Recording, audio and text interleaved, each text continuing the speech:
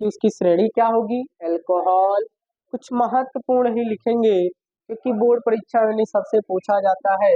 Alcohol, ether, aldehyde, carboxylic अम्ल, amine, nitro, amide, ketone, chloro, fluoro, bromo, fluoro, fluoro, bromo, carboxylic अम्ल बार double O. ठीक है, अरे ठीक है, आप लिख सकते हैं। अब यहाँ पर सी ही लिख देते हैं, बच्चे समझ नहीं पाते हैं।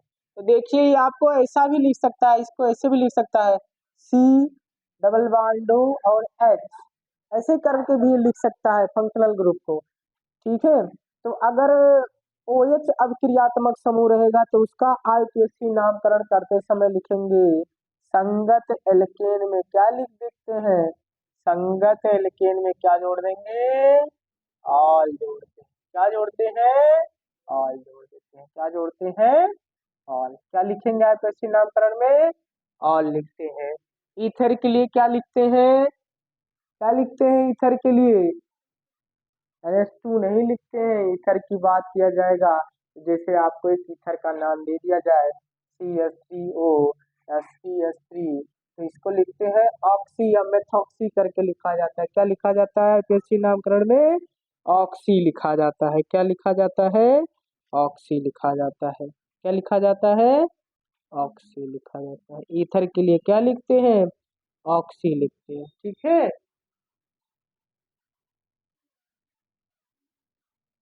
और एल्डिहाइड के लिए क्या लिखते हैं, अल लिखते हैं।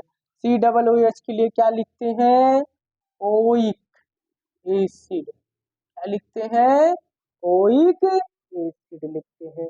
एमीन के लिए एमीन ही लिखा जाता है, इसके लिए एमीन ही लिखते हैं। इसके लिए नाइट्रो ही लिखते हैं। क्या लिखते हैं, नाइट्रो लिखते हैं। इसके लिए एमाइड ही लिखा जाता है। क्या लिखा जाता है, एमाइड लिखा जाता है। कीटोन के लिए क्या लगता है, ऊन लगता है। क्या लिखता है संगत एल्केन में, ऊन लगता है। बाकी क्लोरो फ्लोरो ब्रोमो का वही लिखा जाएगा, क्लोरो और फ्लोरो और ब्रोमो। एक बार इन चीजों को हम फिर से जानते हैं, नामकरण पद्धति, कार्बनिक यौगिकों की नाम पद्धति के बारे में। IUPAC नाम, IUPAC का full form international union pure applied and chemistry होता है। क्या होता है, international union pure applied chemistry. कुछ महत्वपूर्ण कार्बनिक यौगिक और उनके अभिक्रियात्मक समूह और IUPAC नामकरण में संगत एल्केन के साथ लगने वाला परफेक्ट, यानी कि एक पूर्ण लग्न होता है और एक अनुलग्न होता है। पूर्ण लग्न का मतलब पहले लगने वाला और अनुलग्न का मतलब बाद में। ये तो सभी जो नाम दिए हैं ये सभी अनुलग्न है। क्या है, अनुलग्न, यानी कि संगत एल्केन में बाद में लगने वाला। जैसे देखिए अल्कोहल लिखा है, तो अल्कोहल का IUPAC नाम लिखते समय सबसे पहले कैसे यूज किया जाएगा, मान लीजिए आपको नेम दे दिया जाए C2H5OH और कहें निम्नलिखित कार्बनिक यौगिक का IUPAC नाम क्या होगा, तो हमने आपको तुरंत बताया था, एक बार फिर से रिवाइज कर देते हैं। C1 C2 C3 C4 C5 C6 C7 C8 C9 C10, यानी कि एक कार्बन के लिए मैच, दो कार्बन के लिए एस, तीन कार्बन के लिए क्या होगा, प्रोप होगा, चार कार्बन के लिए ब्यूट होगा और पांच कार्बन के लिए पेंट होगा, छह कार्बन के लिए हेक्स होगा, सात कार्बन के लिए हेप्ट होगा, आठ कार्बन के लिए ऑक्ट होगा, नौ कार्बन के लिए नोन होगा, 10 कार्बन के लिए डेक होगा।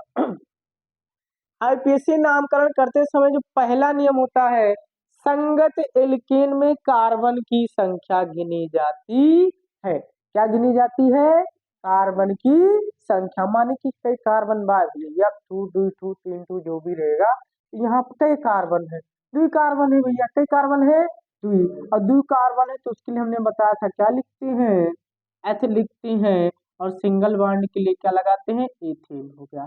और इसमें कौन सा क्रियात्मक समूह जुड़ा है, OH, OH रहेगा तो कौन सा क्रियात्मक समूह होगा, एल्कोहल, और एल्कोहल होगा तो संगत एल्केन में क्या जोड़ देंगे, ऑल जोड़ देंगे, एथेन धन ऑल, ये आ से ना जुड़ जाएगा और हमारा बन जाएगा एथेनॉल।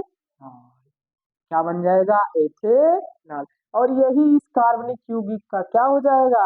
IUPAC नामकरण। समझ में आया कैसे हुआ? सबसे पहले कार्बन गिनेंगे। एक कार्बन, द्विकार्बन, द्विकार्बन और सिंगल बॉन्ड के लिए एथेन, OH क्रियात्मक समूह के लिए और इसका नाम क्या बन गया? एथेनॉल। चलिए एक आप लोग बताइए दूसरी का क्या होगा? C3,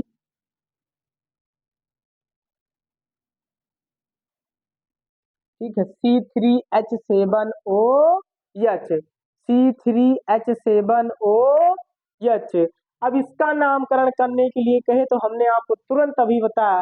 देखिए, जुआ वर्ग का अनुलग्न पूर्ण लग्न लिखने का कोई मतलब नहीं। आप मेन में जान लीजिए किस अभिक्रियात्मक समूह का किस कार्बनिक यौगिक के फंक्शनल ग्रुप में